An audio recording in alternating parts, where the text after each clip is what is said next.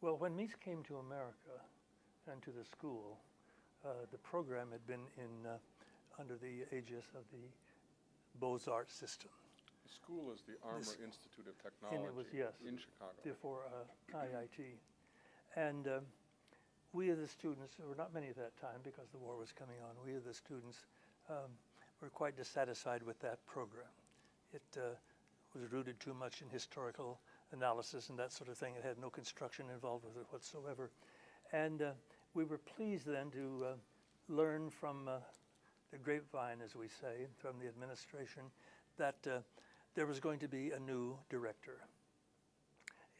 At that time, there were various architects in town who were serving as director, helping out, very competent people indeed, but they weren't involved with the development of a program.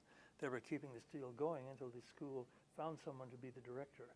And the rumors were that at one time there might have been Wright, might have been Corbusier, and all these rumors, Gropius, although he was at Harvard about that time.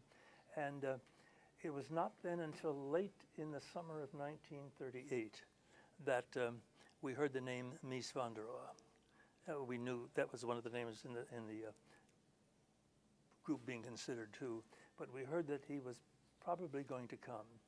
I was off to Europe. That was in '38, my first trip to Europe for the latter part of the summer. And when I came back, Mies had already arrived with his colleagues Ludwig Hilbersheimer, who in planning was with him in planning in the Bauhaus, and Walter Peterhans, who was head of the photography department at the Bauhaus. And when I got back, there was a message on the telegram on the ship that Mies is here, and that was great joy, I must say. Mies then came in. Keep in mind, he did not speak any English at that time, and neither did Hilbersheimer.